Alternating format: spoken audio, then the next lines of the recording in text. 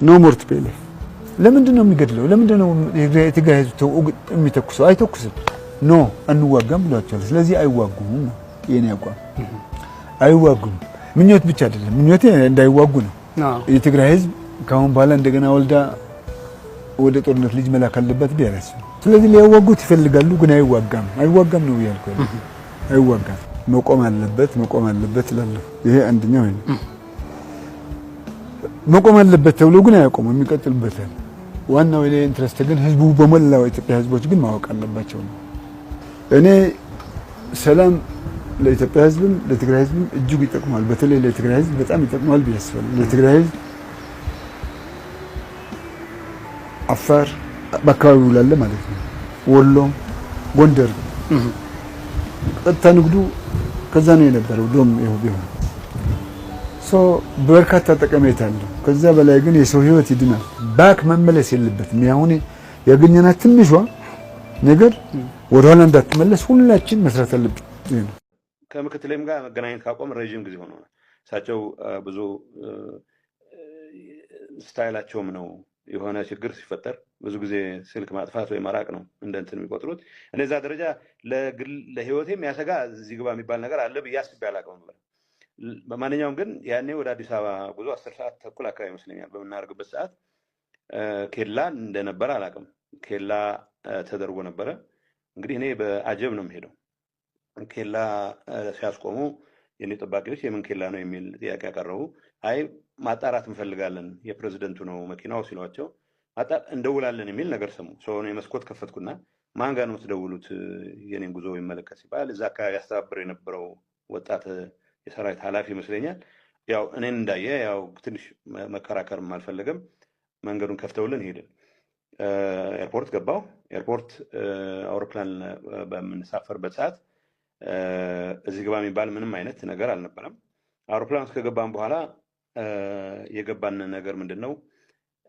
የዛ አካባቢ ይህን ኃላፊነት የወሰደ ከፍተኛ የሰራዊት ኃላፊ እንዴት ታሳልፉታላችሁ የሚል ደንፍቶ ፓትሮል ይዞ ኤርፖርት ድረስ እንደመጣሁ አላሰማን። እኔ ምንም ኖትስ አላደረኩም።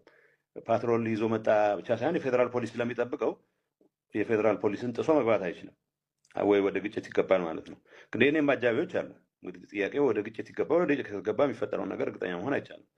በቁጥር የኔ አጃቢዎች የሚበልጡ ይመስለኛል። ግን የኔ ጠባቂዎች ደስ ማይል ነገር እየተፈጠረ እንደሆነ ገምተዋል። ግን ያው መመለስ ሄደን መዋገት አንችልም። ወደ አውሮፕላኑ ተነሳ ሄዱ። አዲስ አበባ እንደገባን የነበረው ሁኔታ ሲመለሱም የነበረው ሁኔታ ኦብቪየስሊ ኬላው ዝም ብሎ ተራ ኬላ እንዳልነበረ። በነገራችን ላይ ምንም አይነት ኬላ መንግስት ሳያውቀው መቀመጥ አይችልም። እዛ አካባቢ ላይ የጦር ኃላፊው ብቻቸውን ያደርጉትም አይደለም። ከበላይ በተሰጠ ትዕዛዝ ኬላ ተደርጎ ኢንፋክት ያ ፓትሮል ይዞ የመጣው የሰራዊት ኃላፊ የአየር መንገድ ሴኩሪቲ አባልን በዛን ሰዓት የአቪዬሽን ሴኩሪቲ አባል እዛ አካባቢ ስልክ ደውሎ እሱ ብቻ ነው ወይስ ሌሎችንም ይዞ ነው እየወጣ ያለ የሚል ጥያቄ ሁሉ እንደጠየቀው አውቃለሁ። ሰው ከዛ በኋላ ያወቅኳቸው ሌሎች መረጃዎች ግምት በማስገባት ምናልባት ጫን ያለ ስራ የመስራት ፍላጎት እንደነበራቸው፣ ግን እንደዚህ አይነት ኃላፊነት የጎደለው ተግባር ግን ምንም ነገር ባይፈጠርም ጭምር እጅግ አደገኛና ተቀባይነት የሌለው ተግባር እንደሆነ ብቻ ነው የማውቀው። እዛ እስከወጣሁበት ብቻ አውሮፕላን ላይ እስከተሳፈር ድረስ ኬላውንም ጭምር አይቼ ይሄን ያክል ህይወት አደጋ የሚሰጥ ነው ሳይሆን ምናልባት የተለዩ እንቅስቃሴዎች ይኖራሉ ከዛ ጋር የተያያዘ ነው የሚል እምነት ነበረኝ። ከወጣሁ በኋላ የእነሱ ደጋፊዎች የሆኑ ስለ ማምለጤ በተደጋጋሚ ሲያወሩ ስሰማ ግን ምናልባትም ማምለጤ ነው የገባኝ። ማምለጥ ሀሳቤ ማምለጥ የነበር ባይሆንም ደጋፊዎቻቸው እነሱ የሚከፍሏቸው የሚዲያ ትግራይ ሆነው አሁንም በሆነ ሰበብ ሌላ ጦርነት ለመፍጠር የሚፈልጉ ሰዎች ተው በሏቸው፣ ጥቅም ስለሌለው። በኋላ አልነገረንም እንዳትሉ፣ ይቅርብን፣ እንነጋገር። እናንተ እስካሁን ድረስ እናነጋግረው ብላችሁ እኔ አላናገርም ብዬ አላቅም። ማናገር ስትፈልጉ ጉዳይ ካላችሁ እንደዛሬው ወይ ለጌታቸው ወይ ለአብርሃም ለካችሁ 10 15 20 ሆናችሁ አነጋግሩ። ለማነጋገር ዝግጁ ነኝ። ከዚያ ውጪ ውጊያ አያስፈልግም። ከመጣ ሌላ ጥፋት ነው የሚያመጣው። እስካሁን ከመጣ በላይ ጥፋት ያመጣል። ይሄን በእናንተ በኩል አደራ። በእኔ በኩል ደግሞ በተቻለ መጠን የተፈናቀሉ እንዲመለሱ፣ የተበላሹ እንዲጠገኑ፣ ችግሮች እንዲፈቱ ማክሲመም ባለኝ አቅም ሁሉ ሰራለሁ። ከልቤ ነው የምሰራው። በዚህ ጌታቸው እንደሚያግዝ ተስፋ አደርጋለሁ። አብርሃም እንደሚያግዝ ተስፋ አደርጋለሁ። ጌታቸው ዛሬ ለትግራይ ህዝብ ጀርባቸውን ሰጥተው የትግራይ ህዝብ ከጨፈጨፈው ጎን ቆመው እኛንም ሲዘርፉንና ሲያዋርዱን ማየት ምን ያህል እንደሚያም ልነግርህ አልችልም። የትግራይ ህዝብ በሚጨፈጨፍበት ጊዜ ስሰደብና ስዋርድ አልጎዳኝም። ምክንያቱም እንኳንን የህፃናት ተገለው አልነበረም ብለው ዛሬ ግን ያነባንላቸው ጌታቸው ገረድ እያሉ ያሰድቡናል። ዛሬ ግን ጌታቸው ያዋርዱናል። የጌታቸው ተከታዮች ናቸው ዛሬ የሚሰድቡን፣ የሚያዋርዱን፣ የሚያሸማቅቁን። እንዴት አድርጌ ምን ያህል እንደሚያም በቃላት ልገልጽልህ አልችልም። በጣም ይገርማል። በጣም እንዴት አድርጌ እንደመገልጽህ አንተ ከኔ ጋር ጣትህን በማዕድ ያጠቆስህ ያጠለጠ ከዝህን በላይ ላይ ያነሳ የወዳጅ ማቁሰል የተለመደ ነው ይላል። የጠላት ማቁሰል የተለመደ ነው። ይነወተሚን ወዳጅህ ግን ሲጎዳ ያማሃል። ያነባንላቸው ጌታቸው የማናቀው ሚዲያ ላይ ሂደን የተዋረድላቸው ኢትዮ 360 ላይ ጀኮ የተዋረድኩት ለጌታቸው ተከራክሬ ነው። ዛሬ እነ ኤርሚያስ እኛን አፋችን ስማችንም ይጠሩ አልነበርም።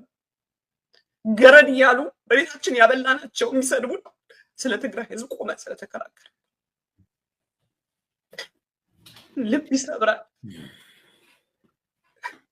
አንጀት እኔ ጌታቸውን ቢያደርግ ለምኑ ነው ይሁሉ ስልጣን?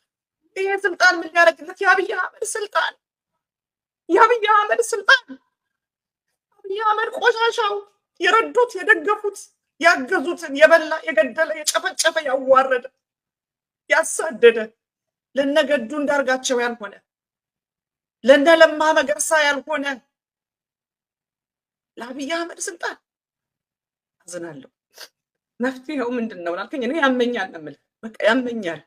ማናቃቸው ጄኖሳይደሮችን እኮ ሚዲያችን እያመጣን የምናበረታታቸው የነበረው ለትግራይ ህዝብ ደህና ይሁኑለት ይሆናል።